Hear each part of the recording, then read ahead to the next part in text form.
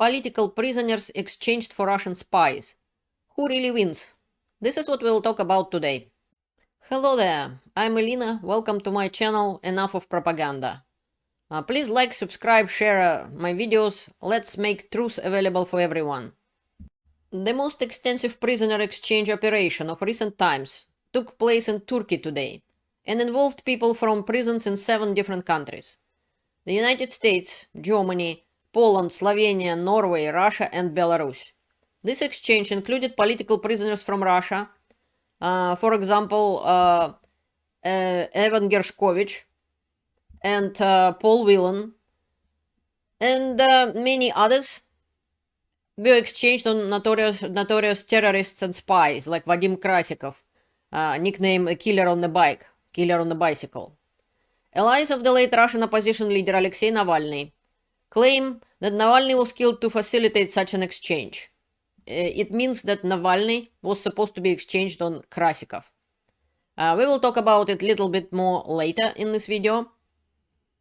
But since Germany and United States agreed on such exchange, we will see the implications of that. A total of 8 people, including Krasikov, were swapped back to Russia in exchange for the release of 16 people who were held in Russian detention, including 4 Americans. I am glad to know that Whelan and Gershkovich, as well as prominent Putin's critic Vladimir Kara-Murza, and several other political prisoners who Putin held hostages, are released. But this is a big sour pill with this as well, and let's look into it more closely. You can watch yourself speech and remarks of President Joe Biden about this exchange. Of course, he's happy that American citizens and some American residents, like Vladimir Kara-Murza, will be returned to the United States. They kind of on the plane and on the way. How did that happen? It happened in Turkey. And now these people are on the planes and flying. For example, Americans are flying to the United States. Of course, they're happy because they returned their citizens back. President kind of did what he's supposed to do, defended American citizens, and all the cheery, happy mood. In general, let's see why everybody is so happy. This graph is making a little clearer what terms the 16 hostages released today was saved from.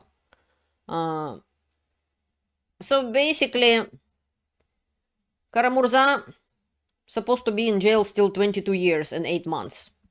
Evan Gershkovich still supposed to be in jail for 14 years and 7 months. Paul Whelan for 10 years and 4 months. And so on.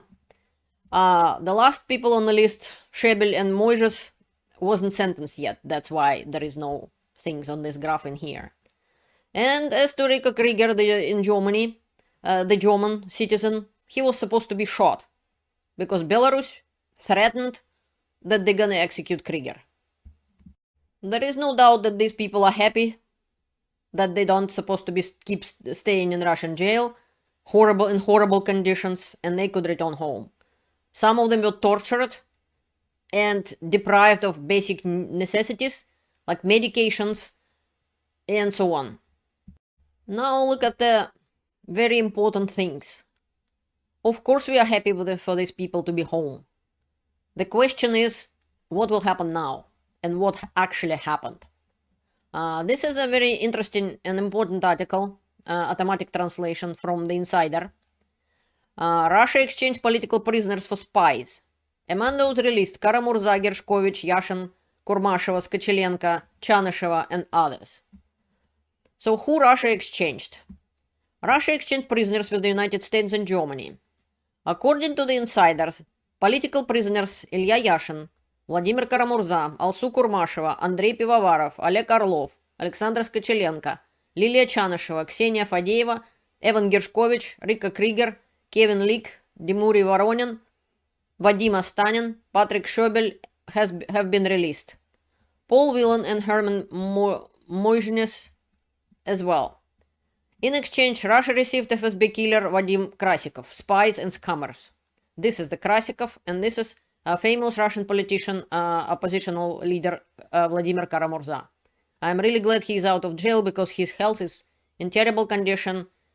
And I wasn't sure in my previous videos, I mentioned that he will survive. We're not gonna... You're welcome to read the article yourself. I just point out several important things. Let's talk about Vadim Krasikov as the main figure of this exchange, basically. He was hired killer from the FSB, who served in the Wimpel unit of the FSB. Then he became a perpetrator in a number of contract killings, including businessman Alexander Kozlov in Karelia in 2007, businessman Albert Nazranov in Moscow in 2015, and Chechen refugee Zelimkhan Kanganishvili in 2019, and others. He got a nickname, a killer on the bike. Let's see what is so important about this guy. Putin personally wanted this guy back, Krasikov. And so much that even in the interview with that Russian puppet and propagandist Tucker Carlson, Putin mentioned him. He was so important because he was the Russian FSB and he worked for Putin and the Russian Federation, the illegal regime. And for Putin, releasing Krasikov was very, very important. So important that Putin agreed to exchange Russian political oppositional leader Alexei Navalny. Why Putin did this? Because he wasn't actually wanted and wasn't even intended to exchange Navalny. The problem was that several people who Russia is holding hostages, like Wall Street Journal journalist Evan Gershkovich, they are American citizens. Killer Krasikov was caught in Germany and sentenced in Germany for a life in prison. And despite Putin's ideas that Germany is a puppet of the United States, and as soon as the United States president snaps his fingers, Germany gonna jump. This didn't happen because Germany is a free and independent country, which Putin in principle cannot understand that. So he pretended just to convince Germany, who didn't really want it to exchange Krasikov. Putin said, okay, let's exchange, let's do what you want, let's exchange him on Navalny. Because only for exchanging for Navalny, the exchange of Krasikov to Navalny, that's the only thing Germany agreed. And then as soon as how Russians would say, the ice started to move, river kind of break, ice started to move, basically Navalny stopped being necessary anymore. And Putin killed Navalny and decided, since in principle they agreed that they will exchange, they will exchange him onto somebody else, not Navalny. This is Russian footage, how the prisoners going into the plane and gonna be released from Russia finally. As soon as Germany agreed, Putin get rid of Navalny and now trying and actually made an exchange for Whelan, Gershkovich, and other people, which we talked about today.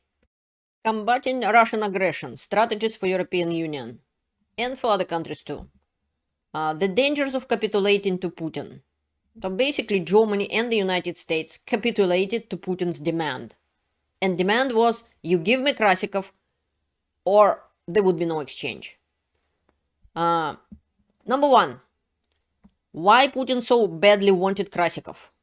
Putin wants to send a clear message to everybody else who he can recruit to do Russians' dirty jobs. No matter what you do, even if you fail, even if somebody sentence you to some country sentence you to the life in jail, I'll get you out. If you're working for me, you're safe. No matter what, I'll help you, I'll get you out. So now Putin will have no problems recruiting more terrorists, showing them he can secure their release even if they are caught and imprisoned for life. Number two, more foreign hostages will be taken by Russia, Belarus, and other terrorist states, leading to more terrorist attacks in democratic countries. And number three, with Hungary opening the doors to the European Union for Russians, the danger has increased enormously. But before talking about Hungary, which is also very important, let's see who else Russia get, beside Krasikov. Slovenian illegal immigrants. The couple Artyom and Anna Dulitsev. They lived in Slovenia, posing as Argentine citizens, and so basically Russian spies. Spy Pavel Rubtsov pretended to be posing as Spanish journalist Pablo Gonzalez. And hacker Roman Seleznov, who was sentenced in the United States to 27 years in prison for computer fraud and identity theft. It isn't just identity theft. So his sentence was the largest sentence imposed for cybercrimes in the US history.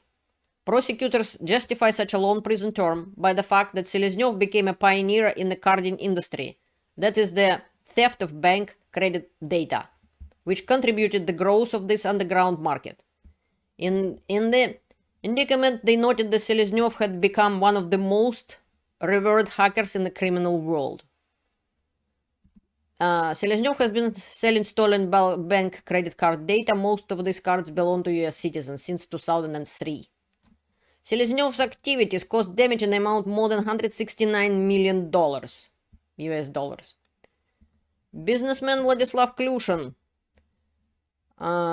also insider trading, guilty of insider trading.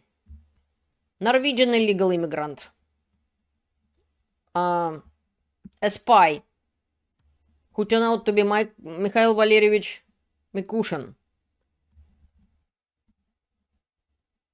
Vadim Krasikov, one of the participants in Cernia smuggling network. Insider already explained who they were, so you might find the article about this. The total volume of government contracts for the core of the Cernia network amounted 5.2 billion rubles, and for peripheral companies 1.2 billion rubles. And Russia liberated Vladimir Kara-Murza, Ilya Yashin, also famous Russian oppositional politician. Also Kurmasheva, she was a editor from Radio Liberty Project, citizen of Russia and the United States, who basically came to Russia to visit her family. Evan Gershkovich, who is a journalist, a Wall Street journalist. And he was sentenced in Russia to 16 years in prison for so-called espionage, which bogus charges. But in case of Gershkovich, I want to say that Gershkovich knew what he is getting into. Vladimir Osechkin, in his interview, said that Vladimir Osechkin is a Russian-born human rights activist who operates anti-corruption website Gulagu.net. He talked to Gershkovich and warned Gershkovich that this is what Russia gonna do to him. Imprison him on bogus charges and make him a political prisoner. So Gershkovich knew what he's signing up for. Oleg Orlov, 70 years old human rights activist and chairman of Memorial. Alexandra Skachelenko, I had a video about her. That was the girl who was basically changing the... She was an artist. She inserted messages about civilians killed in shelling in Mariupol drama theater. She was working in a Перекресток store, grocery store. And instead of the price tags for goods, she just inserted messages about killing in Mariupol and so on. So, Andrei Pivovarov, former head of Open Russia, several people who were associated with Navalny, like Ksenia Fadeeva, Lilia Chanysheva, and Vadim Astanin. And Rika Krieger, he was former employee of German Red Cross, medic, detained in Belarus and threatened to be executed. Herman Moses, lawyer and the ideologist of the cycling movement, citizen of Germany, accused of high treason. And Kevin Lick, 18 years old, was first schoolboy convicted of treason in Russia. He was sentenced to 4 years in general regime colony in December 2023. Dimury Voronin, citizen of Russia and Germany, political scientist, 45 years old. Person involved in the case of journalist Ivan Safronov. Patrick Schobel, citizen of Germany. He had 6 gummies which experts found of contained marijuana. And Paul Whelan, American serviceman, former Marine, who was arrested in 2018 when he flew to Russia for the wedding of his former colleague. That's about it. They make him a spy, created a whole bunch of bogus charges, and hold him in jail. These are the people who were exchanged on real bad guys, spies, and terrorists, which Russia sent to our countries to kill people and to make destruction and destroy our lives. Let's see what Hungary did. Viktor Orban in Hungary, in his representations, let's say. Despite recent terrorist attacks in several European countries, Prime Minister of Hungary, Viktor Orban, has effectively opened back door to the European Union for Russians and Belarusians. The decision he made poses a grave threat to European Union security. It opened the door for Russian FSB and GRU spies, along with terrorists, to freely enter the Schengen area, significantly endangering national security within the European Union. And the European Union has yet to suspend Hungary's Schengen status, allowing the security risk to persist. Orban's actions serve as a betray to Europe, playing right into the Putin's hands. As a Russian citizen as well as Canadian, who was born in the USSR, I am warning you about this danger, and I'm explaining what Hungary did. Basically, Hungary decided to exchange its national card immigration program to include Russians and Belarusians. So basically giving them easy and free access to the European Union and through Hungary to the whole Schengen area. By doing so, Hungary stabbed the European Union in the back. May I remind you, my video which called Evidence that Russia attacked NATO. Russia has previously attacked NATO multiple times. Notable incidents inside the poisoning of Alexander Litvinenko and the Skripals, as well as the act of war against NATO and European Union member states in 2011, 2012 and beyond. Investigations by the insider Bellingcat and Der Spiegel, along with Christo Grozhev, revelations highlight Putin's GRU-operated explosions in Europe. In this video, I delve into ongoing European bombings by the GRU Unit 29155 since 2011, focusing on the explosions in Czechia and Bulgaria.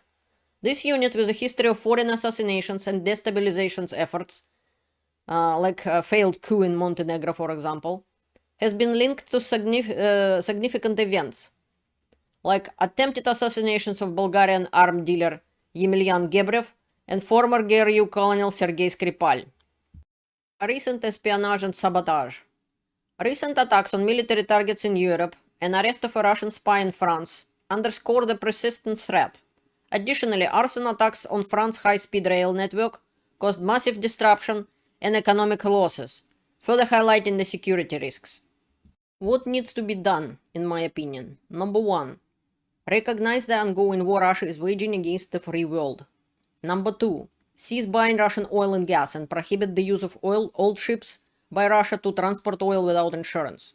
Just stop it, okay? Number 3. Support Ukraine by providing all necessary weapons to win the war and allocate all frozen Russian assets to Ukraine. Number 4. Close the Baltic and Black Seas to Russian ships. Number 5. The European Union needs to suspend or revoke Hungary's Schengen status. Number 6. Suspend Hungary's membership in NATO or exclude it entirely. The European Union and NATO must take serious action to address these risks and protect the integrity of the Schengen area, European Union, and NATO. Number 7. Respond to Putin's hostage tactics by targeting Russian spies in Western countries. All your security services know who they are. We don't have to go that low as Putin does, grabbing innocent civilians, pretend that they're spies, and trying to exchange them. We can grab actual Russian spies.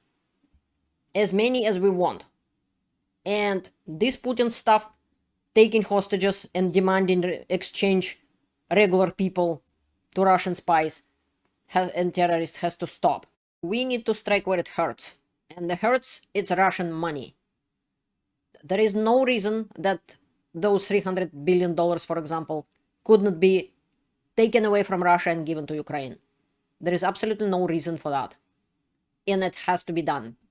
Please don't take me wrong. I am not saying that these people shouldn't be exchanged. I'm happy that they are. I'm happy that Americans coming home, then Russian political prisoners get released. For some of them, like Vladimir Kara-Murza, for example, this is the matter of life and death because of his health conditions and so on. This is not what I'm talking about. I'm saying that they should not have been exchanged on Krasikov. This was a wrong thing to do. There were other ways to force Russia for that exchange without using Krasikov. This is what I'm against. Because by doing that, by giving Putin what he wants, by giving him Krasikov, Germany and the United States capitulated to Putin's demands. And it will only embolden the Russian dictator and other authoritarian regimes. But this is my opinion, you can disagree with it. About what else can we do? Please share your thoughts and suggestions in the comments to this video. Thank you for watching, learn the truth and stay informed. See you later, have a great day.